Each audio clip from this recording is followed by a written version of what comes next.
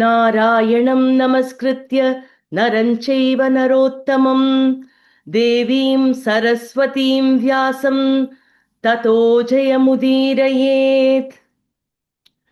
प्रह्लाद नारद पराशर पुण्डरीक व्यासाम्बरीश शुक शौनक भीष्मदाल्भ्यान् रुक्माङ्गदार्जुन वसिष्ठ विभीषणादीन् पुण्यानि मां परमभागवतान् स्मरामि.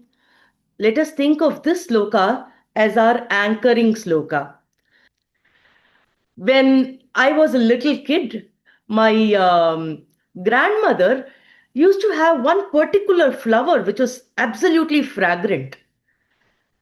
So when I went to a different temple, near the temple, the same flower was there. The moment I smelt it, I was like, hey, this is my party's house's smell. I could attach myself to that fragrance.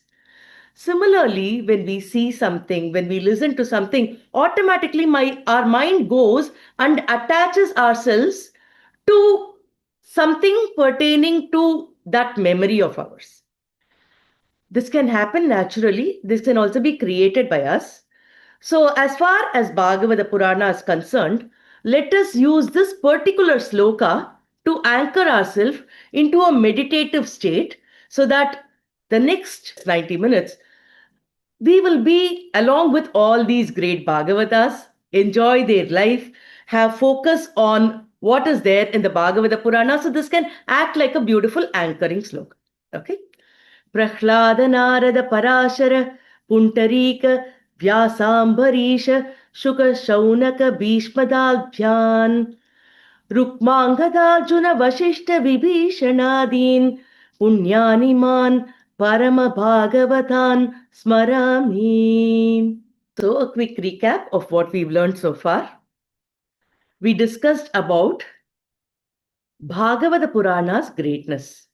We know Vedavyasa Maharishi documented the entire Bhagavata Purana in addition to the Puranas, our Itihasas, Brahma Sutras, everything. We learnt about all that in detail. So he has transferred his knowledge to his son, who is Sukha Brahma Rishi. Sukha Brahma Rishi is transferring that knowledge to Parikshit Raja, King Parikshit. The greatness of Bhagavata Purana told us that this Bhagavata Purana was withheld even from the Devas because they tried to trade the Amrita in order to get the Bhagavata Amrita. Therefore, it was withheld from Indradi Devas, but it was given to Parikshit. So we learned that sloka. Now, what happened at that point of time? Romaharsha Maharishi requested the Sukha Brahma Rishi, and he also sat along with him in order to grasp the Bhagavata Purana because he's also part of the Vyasa Parampara. He then taught it to his son, who is Ugrasravas. So we learnt about Ugrasravas because he is an active listener. He listens intensely. So all the knowledge is going inside him from all his indriyas. He observes this and he reads between the lines, he listens between the lines. So much of knowledge embodiment, is how Ugrasravas is explained. He visits a place which is called as Naimisharanya. Naimisharanya is a place which accelerates the process of bhakti, of our knowledge enhancement, of our devotion. So that is the place where all the rishis request the Ugrasravas, Suta Pauranika, to share the most important essence of everything, the most pure thing with them. So what is the purest of the pure? For that, he explains about the Bhagavata Purana. So during the process of explaining, he says, Brahmadeva gave this knowledge to Narada Maharishi, but then the concept of Saptaha is taught by the Sanakadayas. Now, because all these rishis are very active listeners, right? So the teacher chooses the appropriate students. In this case, Ugrasravas has to teach means all the Maharishis are very active listeners. So they are asking, Narada Maharishi keeps traveling from one place to another. How did he actually learn the Bhagavata Purana? What interested him in absorbing such a Purana? He always does this Nama Sankirtana, he keeps walking everywhere. So tell us this concept, how he was attracted towards this. How did the Sanat Kumaras, who are always in dhyana and meditation kind of things, how did they actually instruct him to the Saptaha? Give us all this background. Okay. So the picture which we see in this third column here, where the Sarat Kumaras, Narada Maharishi meet and the discussion happens. So where did that happen? That happened in a place called Vishalapuri. Vishala means, it's a vast place. So Vishalapuri is said to be a location which is interpreted by different people differently. It's a sacred place where the discussion between Sanat Kumaras and our Narada Maharishi happened. And the main story in which the Bhagavata Purana is explained is by Sukabram Rishi to Parikshit. And Parikshit got his moksha by contemplating on Bhagavan after the Bhagavata Purana was explained. So Brahmadeva, who is in Satyaloka, now thinks, how is it that the Bhagavata Purana can grant moksha? He's very surprised with it, and he weighs all the granthas on one side, the Bhagavata Purana on the other side, and Bhagavata Purana overweighs all the granthas. Imagine the knowledge of our Shrishtikarta, Chaturmukha Brahma. He has the knowledge which is able to create everything in the cosmos, right? So if a scientist creates one small thing, we are like, wow, he's such a knowledgeable person. So not only the things in this Bhuloka, he creates everything in all the lokas. So that is Brahma's capacity. So he weighs all his knowledge on one side and Bhagavata Purana on other side, just to realize that Bhagavata Purana weighs heavier than everything else. So all these are mentioned as the greatness of the Bhagavata Purana. So I have mentioned the speaker, the person who communicates the Purana, the rishis, or the person who receives the Purana. So Ugra Shravas, Suta Pauranika.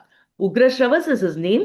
People usually address to him as Suta Pauranika. Pauranika means a person who teaches Puranas. Sometimes Suta Uvacha will be mentioned. We have to understand that Suta Uvacha means it is Ugra Shravas, Suta Pauranika. He is the son of Romaharsha Maharishi.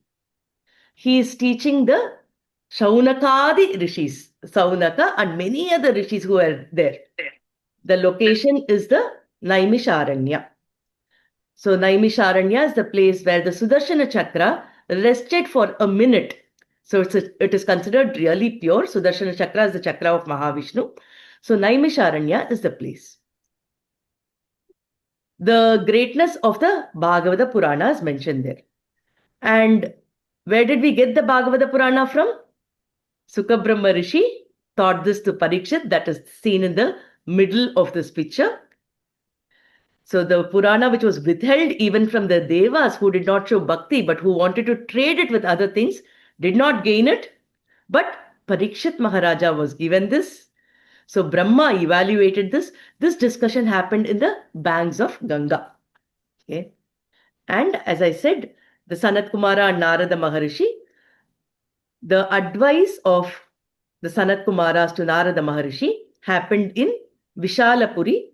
We started that discussion. We will be continuing on this thought process.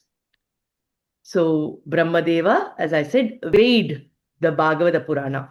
And what happened after that? He concluded with this sloka. He said, Menire Bhagavadrupam Shastram Bhagavatam Kalau Patanat Shravanat Sadhyo Vaikunta Paladhayakam. So he says that the entire Bhagavan's Rupa is now in the Bhagavatam. In Kali Yuga, it is there in Bhagavatam. So Patanat, when we read it, Shravanat, even when you hear it, we don't have to think that reading is more valuable than listening. No. Patanat, Shravanat, he's saying both that together. Sadhyo, Vaikunta Paladayakam. So it can grant us Vaikunta because Parikshit was listening to it.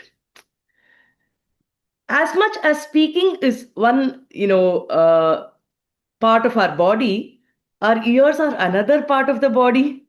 So it is not that hearing is of a different value compared to speaking. No. So as long as we listen to it with Shraddha, like how Parikshit did, Patanat, Shravanat, Sadhyo, Vaikunta Paladayakam. So if we listen to it, if we speak about it with the Shraddha that is required, it can grant us the Vaikunta itself. So this is declared by Brahmadeva after evaluating all the granthas. Brahma is evaluated. Now, Narada Maharishi is meeting Sanat Kumaras. The Sanat Kumaras say that learning the Bhagavata Purana in 7 days is been the Paddhati. Why is it been 7 days? Because Parikshit had only 7 days. Within 7 days, all what needed to be communicated had to be communicated, right?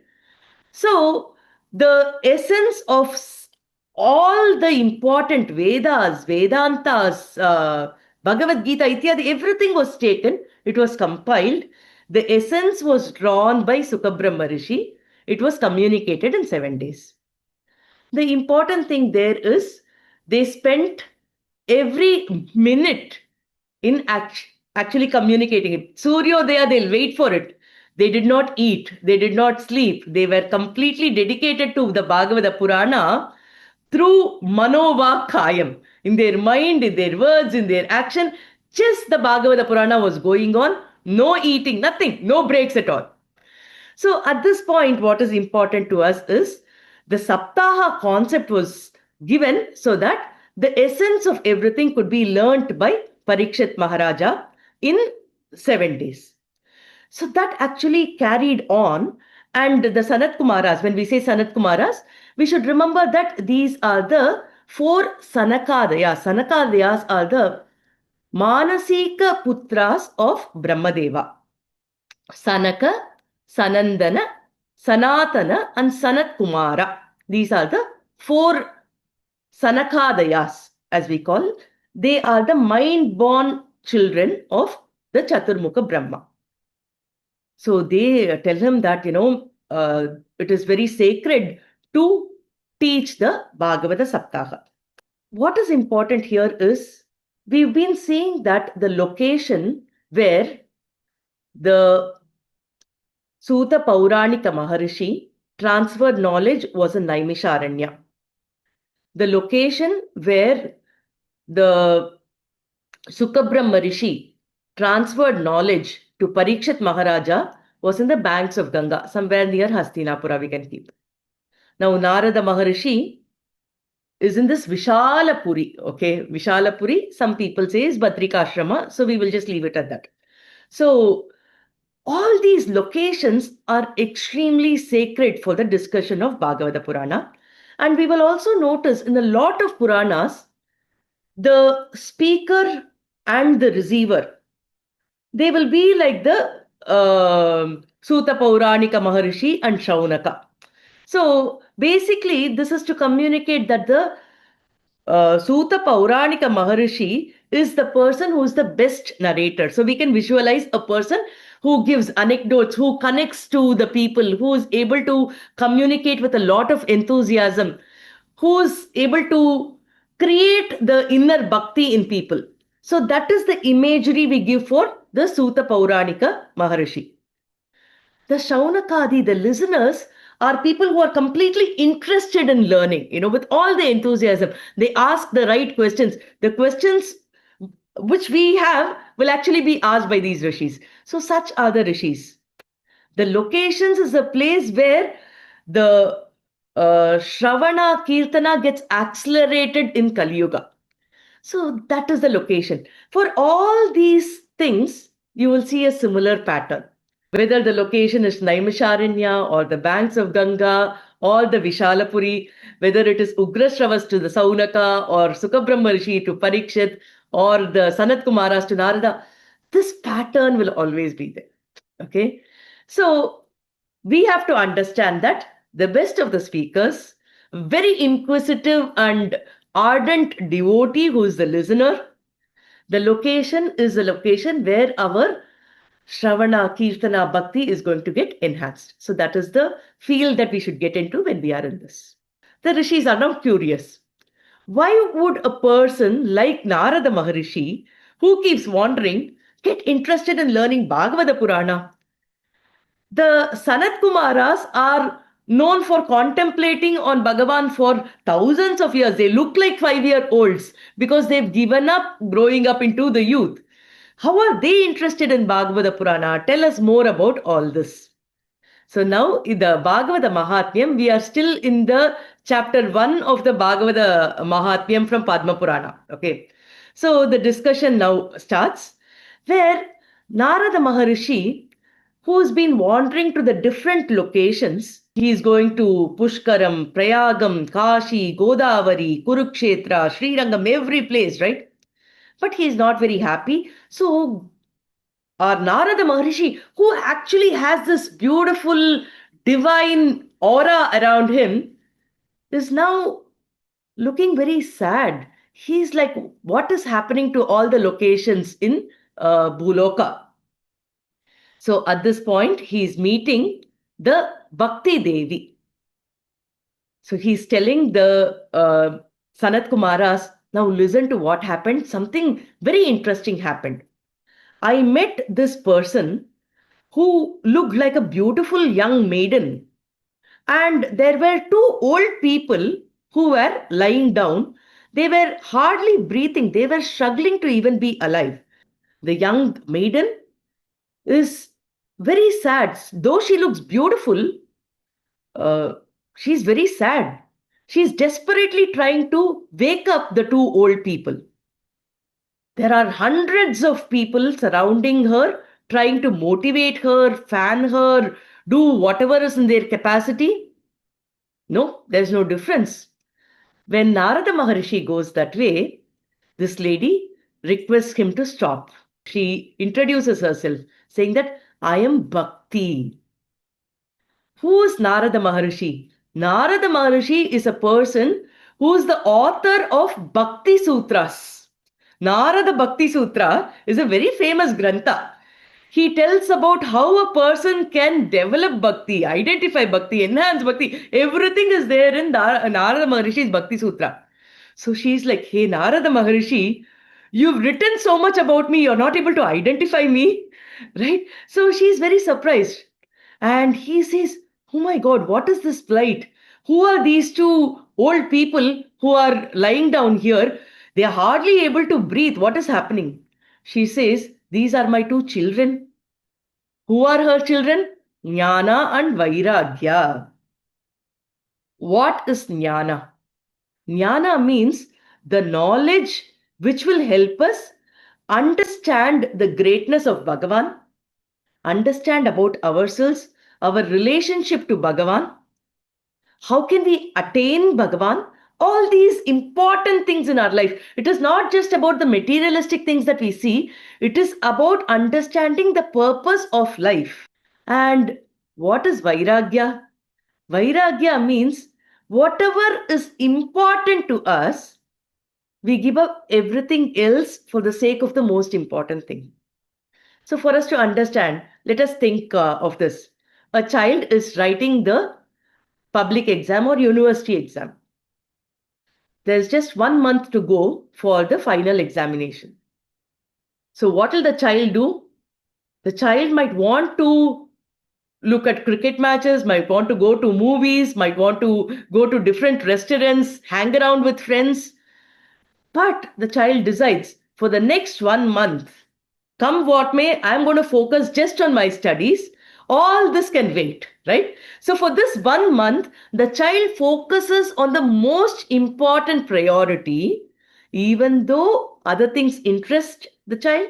No, I'm not going to deviate from my main focus.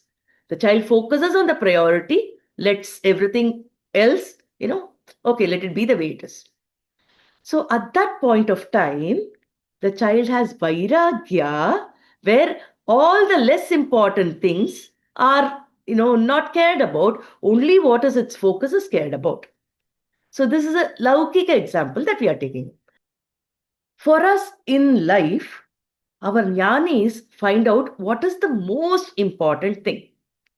So they say that if you like something, you, for some reason, lose it. Whatever happiness you gained when you had it, you lose when that is lost also. Suppose you have a valuable jewelry, a beautiful diamond necklace. That diamond necklace is lost for some reason. You're searching at home. You're searching. I kept it at home, but I'm not able to find it. What happened to it? Did somebody borrow it from me? I don't know what happened. So our mind actually goes haywire. We don't know where we placed it. And now, what was a source of happiness actually becomes a source for our sorrow. So anything which has a temporary nature can lead us to sorrow. Be it jewelry, be it our close associates. We are so fond of someone that when there is a small misunderstanding with that person, what happens to our mind? Leave alone a close person departing from us. What kind of sorrow it leads to? So, anything which is temporary in nature, the amount of happiness it can give us, it can also lead us to the same amount of sorrow when we lose it. We are speaking about big things. Even think about a cell phone. Okay. We have all our important information in our cell phone. We go somewhere. When we come back, we don't see our phones with us. What happens to our mind? Oh my God, where did I keep my phone? I misplaced it somewhere. We search everywhere. We panic till the time we get the phone back to us, right? So that is the kind of sorrow anything with a temporary life can give us. So our rishis say all of us thrive with happiness, but we forget that the other side of happiness is sorrow. So what should we do? Focus on something which will give you continuous happiness instead of focusing on things that can lead you to sorrow. What can give you continuous happiness?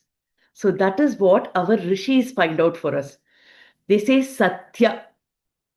What is Satya? Satya is something which does not change, which is the same all the time. In the past it was there, in the present it is there, in the future it will be there.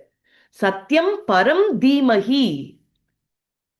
Param, the ultimate. Dhimahi, focus, concentrate, meditate, do the dhyana on that. So what is that? That which never changes. That is that Param, that ultimate thing. The one which created everything, which is not created, that is the Param. So if we focus our love, affection on that, that is not going to change. That is not going to be lost. That is always going to be there. So we will not go into this sorrowful phase at all because that is always going to be there. So our rishis are suggesting the actual vairagya means reducing our interest in everything else, giving all our interest only to that which deserves our interest. So raga means desire.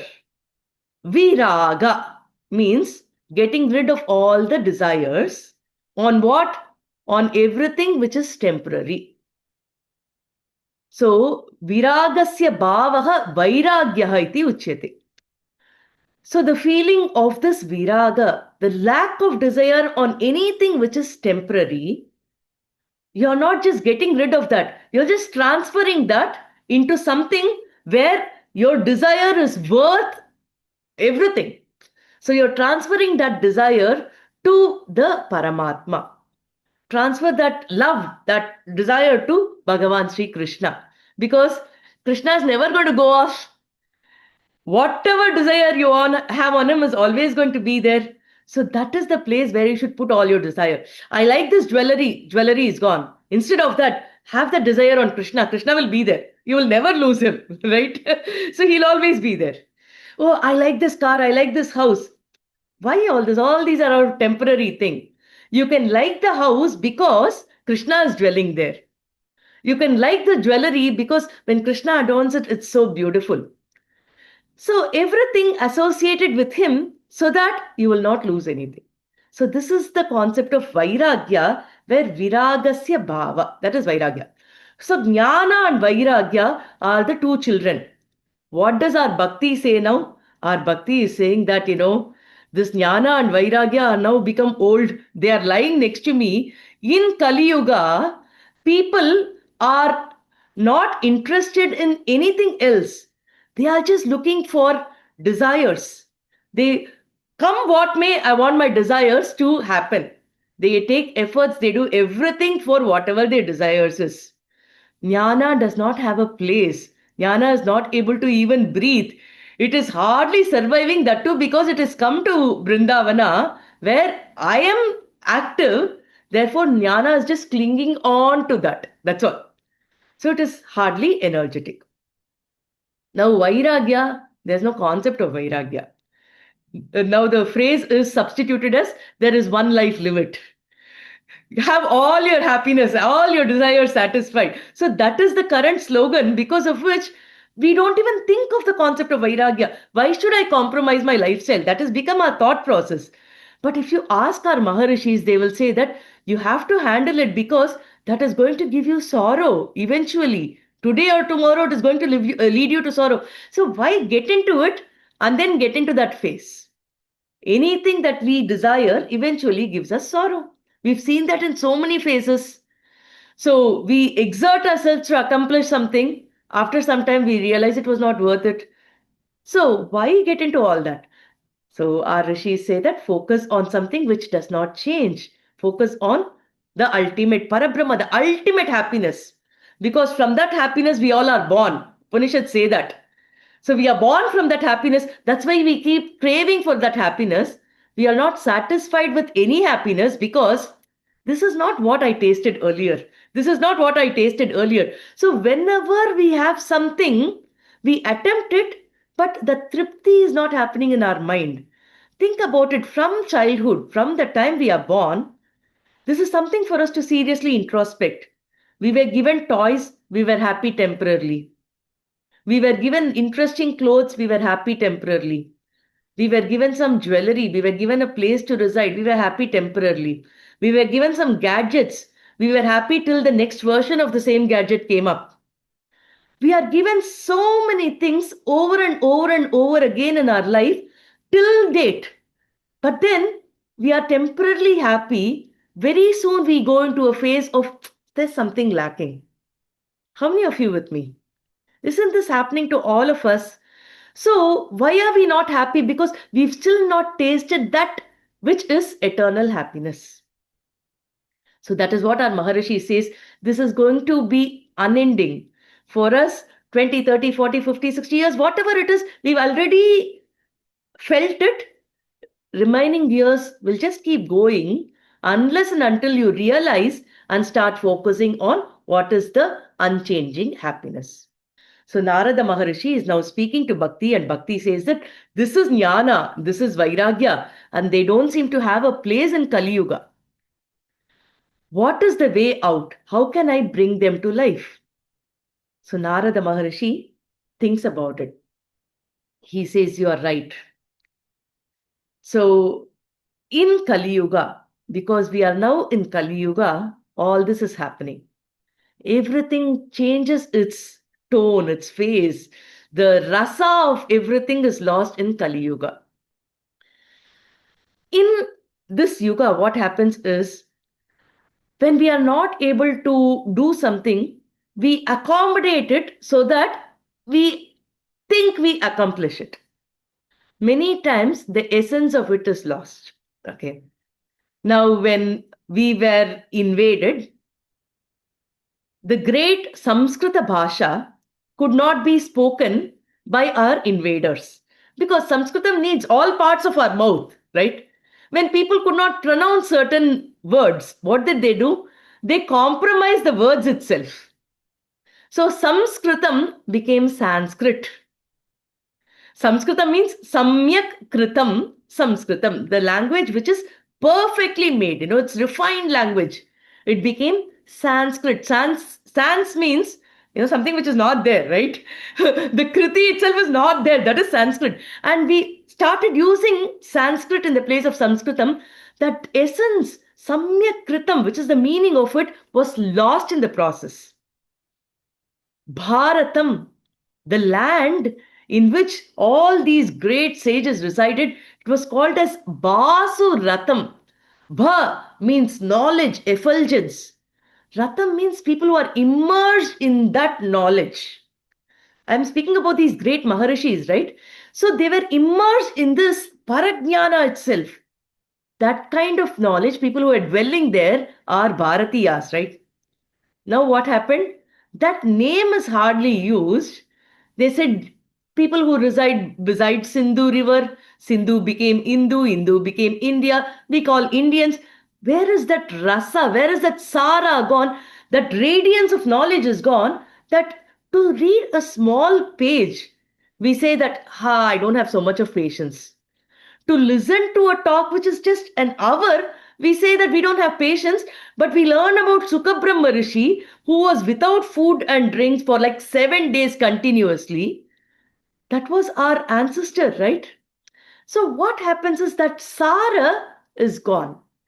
So Narada Maharishi says, in Kali Yuga, this is what is going to happen. One or two of my other favorite examples. You know about Bijapur, we say, right? That place was originally called as Bijapuram because Bija means seeds. Bijapuram was a place where a fruit which had a lot of seeds could be found. And what was that fruit? It was Goa. Goya Param. That Goya was available in plenty in Bijapuram. Because it has a lot of bija, the place itself came to be known as Bijapuram. Now it is called Bijapur. Today, what is available is seedless Goas. The Sara is gone. Bijapur, the Goa which was known for its seeds, now comes seedless. Grapes are seedless. So many things like that is happening today, right? So the Sara is gone. A place called Tintrini Vanam. Tintrini in Sanskritam means tamarind. Tintrini Vanam means a place where a lot of tamarind used to be found. Today it is called as Dindi Vanam. Dindi Vanam. The essence again is lost. A place was called as Punya Pattanam. A place which can accrue a lot of punyas for us. Today the Sara is gone. We call it Pune. Pune. Bhagyanaгаram. The place itself has a lot of Bhagyam. We call it Hyderabad. Right? Bhagyanaгаram. So, what I'm trying to communicate is like the essence of everything is lost when we even change the way we address it, because the name is how we associate to the Puranic relationship with that place. Right? Our history is referred to because of the way, the convention in which people used to address it. Now, Narada Maharishi tells that in Kali Yuga, the Sara of everything is lost. Our Arjuna is there. Kurukshetra Yuddha is happening. This is the Dwapara Yuga. What does he say? Hey Krishna, I do not know what is correct, what is not. Dharma sammuda cheta, he says. He says, I am not able to distinguish what is the correct dharma that I have to follow at this point of time. So please guide me. Be my guru. I will be your sishya. Please guide me in the right path. So Dwapara Yoga, the question was, what I am doing, is it dharma? Is it not dharma? Now when we come to Kali Yuga, what will be the question? What is dharma? I don't even understand the word dharma. What is dharma becomes our question, right? So that is the difference between what happened in the Dwapar Yuga and what happened in Kali Yuga. So here, Narada Maharishi is very upset about the happenings of Kali Yuga. He says, Satyam nasti tapas shaucham dhaya dhanam na vidyate. I am not able to see truth anywhere. I am not able to see tapas anywhere. Cleanliness is not there. People think external cleaning, having a bath itself is cleanliness. It is not that. Internal purity is more important. Compassion is not there. Charity is all for Damba. Actual charity is not there. People are thinking how they can satisfy all their desires. Udaram bharine, his just to take care of all their desires. Udara bharine, to satisfy their hunger, all their desires. Virakaha, Kutabhashinaha. They become impure. And look at what Narada Maharishi says. When I was reading this, I was like, oh my God. He says, they even say lies. In Kali Yuga, people even tell lies. This is one superlative degree for Narada Maharishi. Can you believe people are telling lies? And we are like, okay, people do say lies, right? So to Narada Maharishi, this is something he's not even able to think. How can people lie? So that is his, scary point. Escalated, superlative degree of crime. It's like people tell lies. And today is like, obviously people will tell lies. That's become a standard statement. So the standard which was expected of people is at a very, very different level. Today, that is deteriorating because of the influence of Kali, says Narada Maharishi. He says the barbarians have taken possession of the ashramas, the holy places, the rivers, everything. So these are the problems that we are encountering because of the Kali's influence. So earlier I was speaking about losing an ornament, right? Let us just compare this. What would have happened in Dwapara Yuga as against Kali Yuga? So let us take this example. A beautiful diamond pendant is gone missing and it is found somewhere in a common place. So two people are asked, you both were inquiring about a jewelry. Does this belong to any one of you? In Dwapara Yuga, both of them look at the jewelry. It looks like their jewelry, but then they are worried. What if it is the other person's? The other person was also looking for a jewelry. I should never own what belongs to another person. So they say that no, it might be the other person's. So let them first have a look at it. So they are thinking that I should never take what belongs to another person. Now let us fast forward, come to Kali Yuga. Both of them are looking at the jewelry. Now this person thinks, this looks like mine, but mine does not look this shiny, right? No, anyway, the jewelry is got and mine is missing. This is my jewelry. So both of them think that that jewelry belongs to them. They are not worried about the actual possession of jewelry, but in Kali Yuga, it is the ownership, it is the desire, we have to have it. So that happens. So the sara, the essence of living for dharma is lost. A person is now suspecting that another person has done a mistake. So he humiliates the other person in public, saying that because of you, I've encountered so many issues and, yells at him in anger.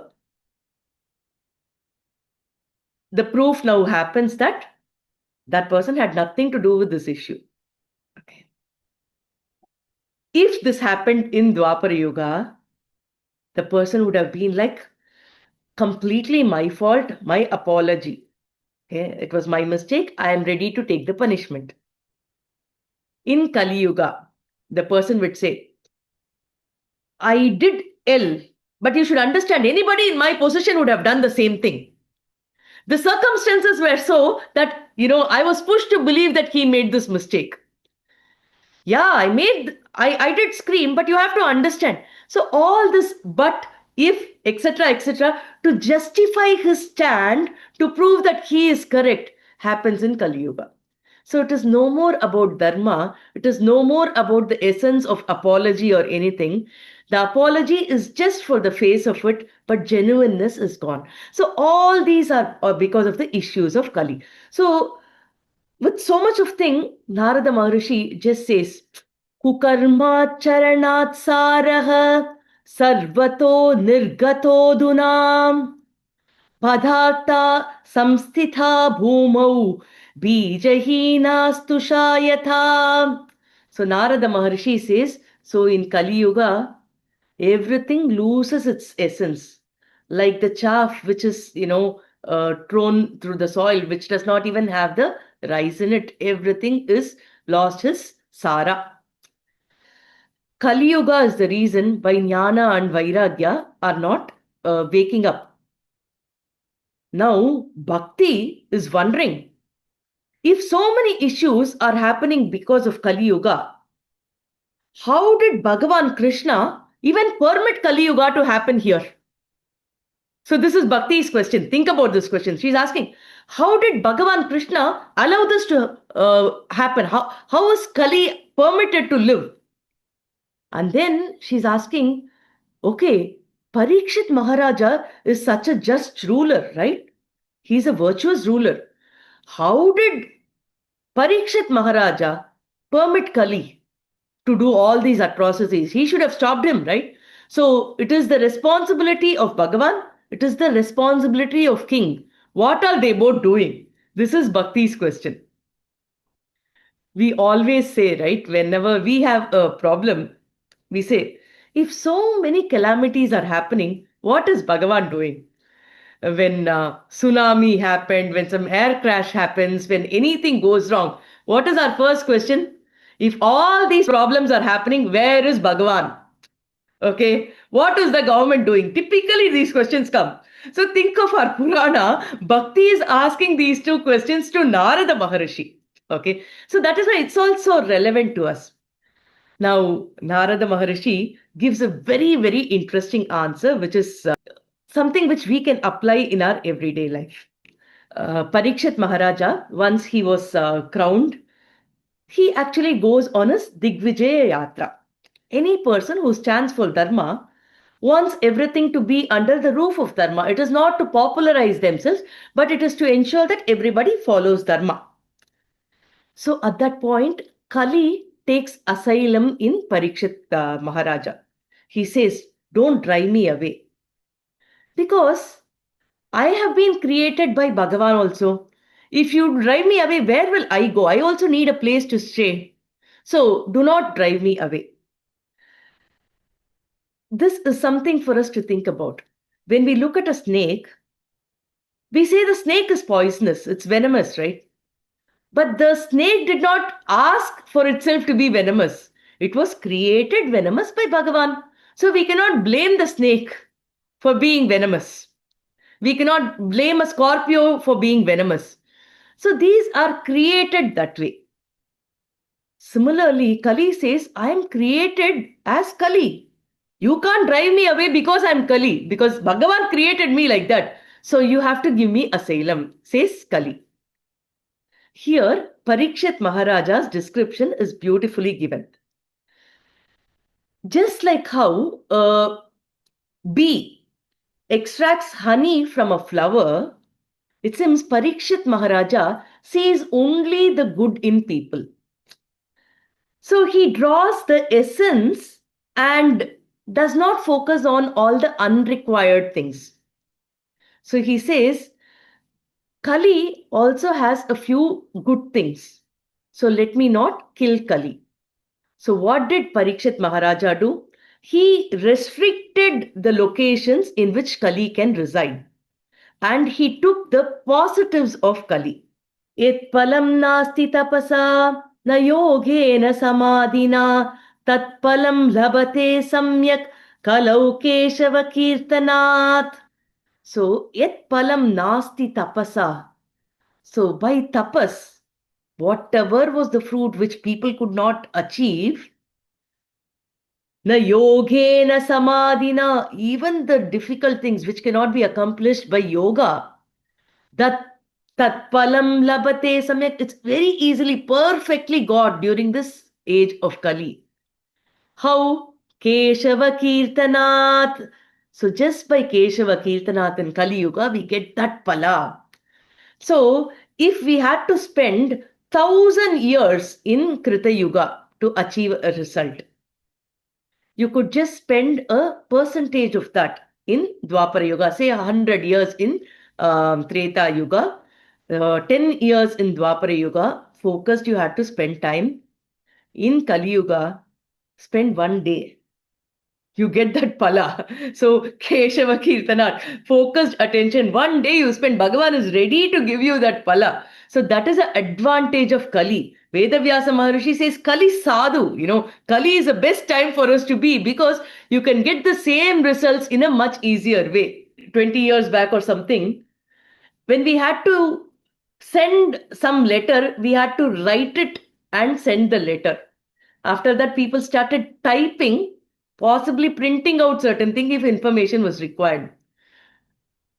In fact, I remember doing projects during college. If one small mistake comes, we used to write it in the OHP projector slide sheet. We had to redo this entire sheet in order to do our reports. Now, just change something in the PowerPoint, it is up and ready to go. How many copies you want? We don't have to write copies after copies. You just do a save as, multiple copies, forward it to as many people. Our life has become so simple now, right? But now that effort itself seems to be a big effort. That is the problem. So in Krita Yuga, people had to spend, tens of thousands of years on something, hundreds of years in Treta Yuga, multiple decades in Dwapara Yuga. But now in Kali Yuga, everything is so easy, so simplified, but even for that, people find it difficult. So, what is the mindset we should have here is if we are going for a running race, a small pebble comes in the way, we feel it is slipping us. It is disturbing us. But if we are going on a hurdle race, what happens? We are mentally ready for the hurdle, that we cross the hurdles because we are expecting hurdles. So in a hurdle race, we know what we should do. Therefore, we are mentally ready and we are able to accomplish the target. When we are in a running race, even if a small hurdle comes, that disturbs us. Now that we are in Kali Yuga, we should understand that we are in Kali Yuga. Therefore, we are going to have hurdles. We are going to have distractions. We just have to be mentally ready to handle the distractions. And then what's going to happen? Everything is going to be so simplified. If technology is distracting us, use technology to help you associate with Bhagavan. Use everything which is distracting you to support your main objective. That way, Kali Sadhu, Kali is going to help you because what could not be accomplished with so many years of effort is now very simple with Keshava Kirtanath in Kali Yuga.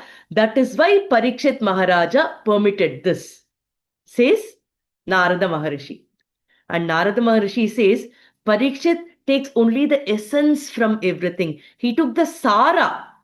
Kali does not do that. Parikshit Maharaja did that. He took the Sara even from Kali. And Kali is going to give you all the benefits. So look for what is right in Kali Yuga and align yourselves to that. Now, what is important for us in Kali Yuga is to look for the essence and don't deprive ourselves of the Sara of everything. If bhakti is the Sara of going to temple, do not go to the temple without that Sara. If reading Bhagavata Purana is for the lessons from it, do not do just rote reading. Don't forget the meaning associated with it. Look for the Sara in it. If we know that Kali is going to make us get rid of it, we have to focus on that to ensure that we do not, allow Kali to overtake us. As long as we are aware that it is a hurdle race, aligning all the indriyas appropriately to our objective is going to help us reach whatever we want. That is the lesson here, right? Ekakaram kalim drishtva sarvat saranirasam Vishnuratastapitawan Kalijanam Sukhaya cha. Very interesting sloka. Ekakaram kalim drishtva. Now Parikshit Maharaja is looking at Kali. So Kali is there. He surrendered to Parikshit Maharaja. Parikshit is looked at the Sara of Kali. Kali has this positive. He knows that, Yetpalam Nasti in all the yugas, which is difficult to get, here just by Sankirta Kirtana of Keshava, we are able to achieve it. So he is evaluating Kali. Ekakaram kalim drishtva saravat saranirasam. So what are the positives? What are the negatives? Parikshit Maharaja weighs the Kali's positive and negatives. Vishnuratastapitawan Kalijanam Sukhaya cha. So he actually decides to not chase away Kali, he retains Kali. Okay, so this is something that we all have to think about. What does Parikshit actually do? So here I've created something called as the Parikshit's mindset for us. Okay, so Parikshit is seeing Kali. What does he see? So if you look at the first line, Kalim Drishtva Saravat Sara Nirasam. Okay, Saravat means having some essence. Sara Nirasam. It is, a waste. It gives us distractions. It gives us so much of trouble. So many negatives happens. Okay. So Parikshit is now weighing, okay, this is the Saravat, this is the Sara Nirasam. Earlier we said he took the essence, he took the Sara from it. Just like how the bee takes the Sara from the flower. And then, after carefully evaluating, he permits Kali to exist. And why? For the benefit of the beings born in the Kali Yuga. Because people in Kali Yuga will not be able to have even the lifespan to do thousands of years of, tapasya. So let Kali be there for the benefit of people who is born during the Kali Yuga. And why? Because Kali has one thing which is redeeming. It can handle to help the people. Just do Keshava Kirtana and people will be redeemed, right? Now let us apply this in our everyday life and see what happens. Saravat Saranirasam. We encounter so many people in our life. Now what happens? Whenever a person is born in this loka, they are born as a combination of three gunas. Sattva, Rajas and Tamoguna. People have good qualities. People have negative qualities. People have qualities which can be aggressive or having desires of everything. Every person is a combination of these three qualities. If they are not a combination of these three qualities, they will not be in this bhuloka. They will be in a different loka. Okay, so this is the bottom line we all have to understand. This person is no good.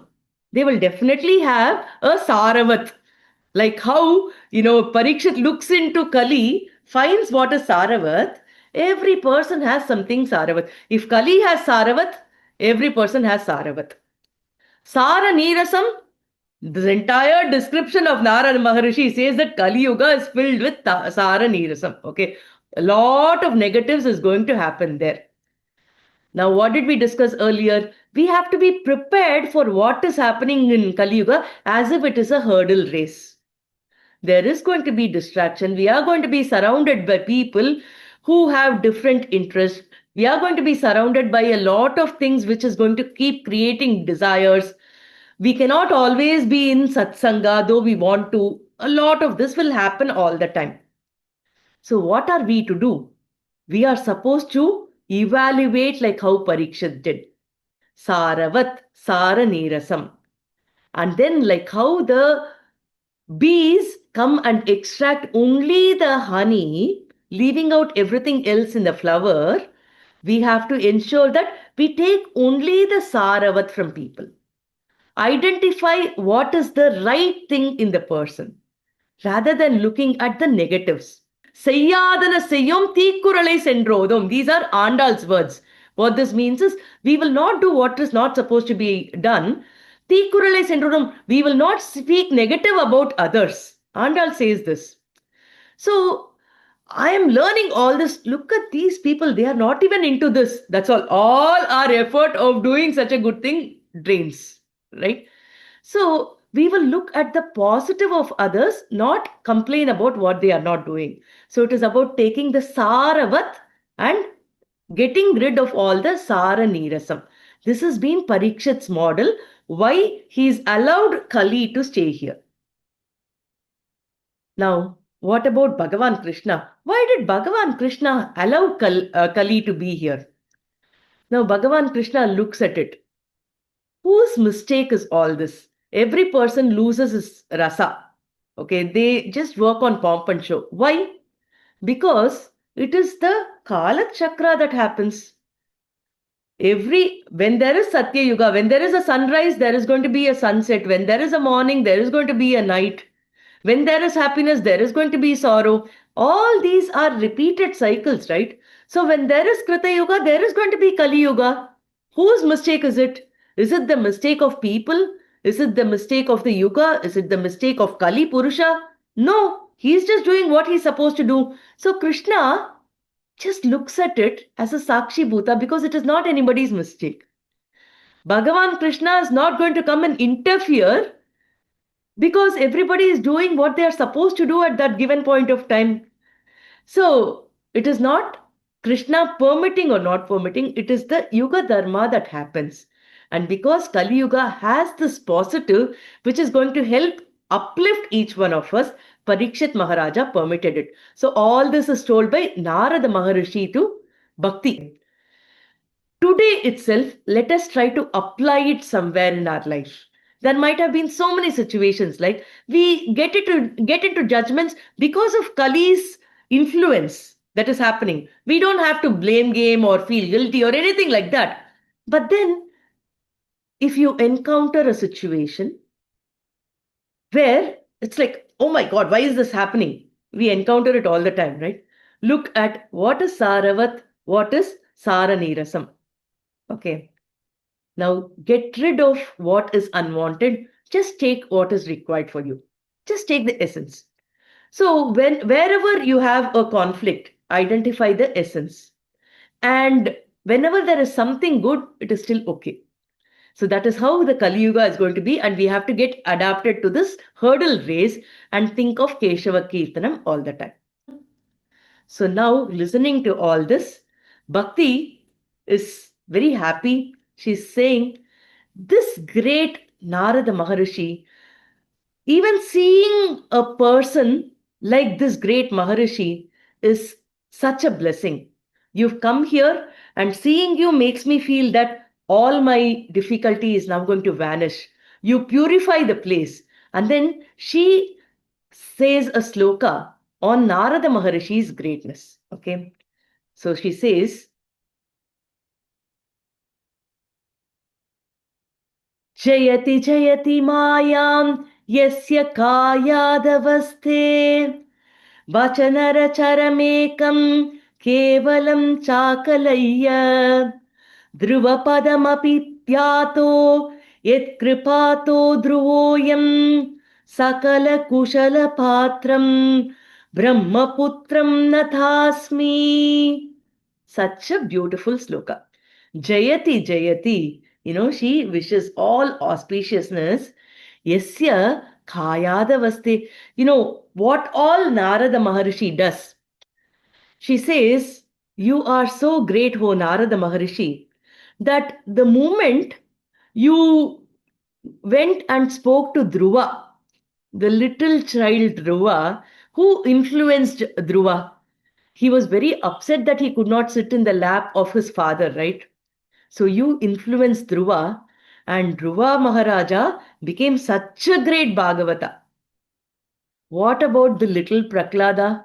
It was again your influence. You influenced little Prahlada, and Prahlada, till date, we consider him as a great Bhagavata. Think of the sloka that we say. Prahlada Narada Parashara The very first Bhagavata who we are worshipping is Prahlada, right? So, Prahlada Maharishi is worshipped even prior to Narada Maharishi. So, in the sloka, we say Prahlada Narada Parashara Puntarika. So, Prahlada, after that comes Narada. So, you actually created a Shishya out of Prahlada, and Prahlada's bhakti is spoken about as one of the greatest Bhagavata. Now, for all this, oh Narada Maharishi, it is your words that's helped people. They win over the Maya in this Kali Yuga. It is, today also we speak about the Dhruva Nakshatra, right? The pole star. He reached the pole star, and that is because of your compassion, O Narada Maharishi. So I offer my namaskaras to you. You are the Manasa Putra of Brahmadeva, the Chaturmukha Brahma. And you are a seat of all mangalas, all auspiciousness. Therefore, I offer my namaskaras to you. Jayati, Jayati. So she sings a Jaya Gosha to Narada Maharishi. We will now do the lead and follow. Narayanam Namaskritya नारायणं नमस्कृत्य Naranchaiva Narottamam नरं चैव नरोत्तमं Devim Saraswatim Vyasam देवीं सरस्वतीं व्यासं Tato Jayamudirayet ततो जयम् उदीरयेत् Prahlada Narada Parashara Puntarika Vyasambarisha Shuka Shaunaka Bhishmadalbhyan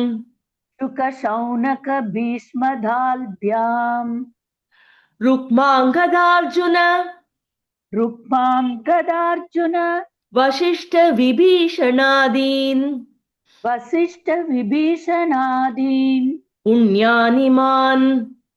Punyaniman Paranma Bhagavatan Smarami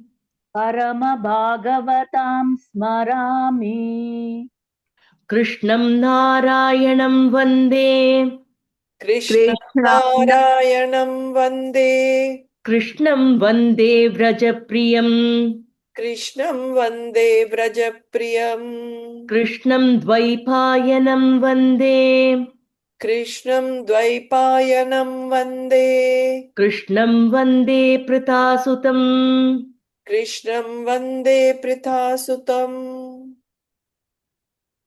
Menire Bhagavadrupam Menire Bhagavadarupam Shastram Bhagavatam Kalau Shastram Bhagavatam Kalau Patanat Shravanat Sadhyo Patana Shravanat Sadhyo Vaikunta Paladayakam Vaikuntha Faladayakam Kukarma Charanat Saraha कुकर्माचरणात् सारः Sarvato Nirgatodhuna सर्वतो निर्गतोऽधुना Padharta Samstitha Bhumau पदार्थाः संस्थिता भूमौ Bijahinastushā yatha बीजहीनास्तुषा यथा Yatpalam nasti tapasa यत् फलं नास्ति तपसा न yogena samadhina न योगेन समाधिना Tatphalam labhate samyak तत् फलं लभते सम्यक् Khalau Keshava Kirtanat कलौ केशव कीर्तना Ekakaram kalim drishtva एकालं कलं दृष्ट्वा Saravat saranirasam सारवत्सारनीरसम् विष्णुरातस्तापितवान् विष्णुरापितसापितवान् कलिजानां सुखाय च कलिजानां सुखाय च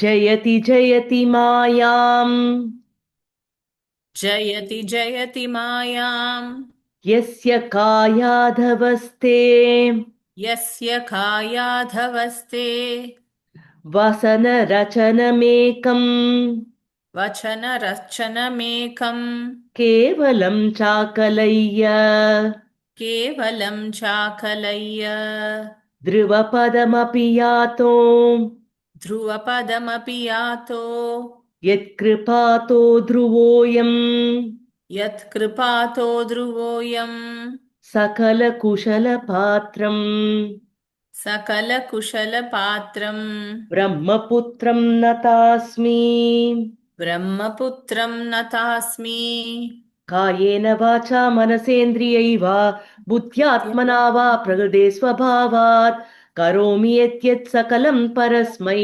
नारायणायेति समर्पयामि अच्युताय नमः अनन्ताय नमः गोविन्दाय नमः सर्वं श्रीकृष्णार्पणमस्तु जय श्री कृष्ण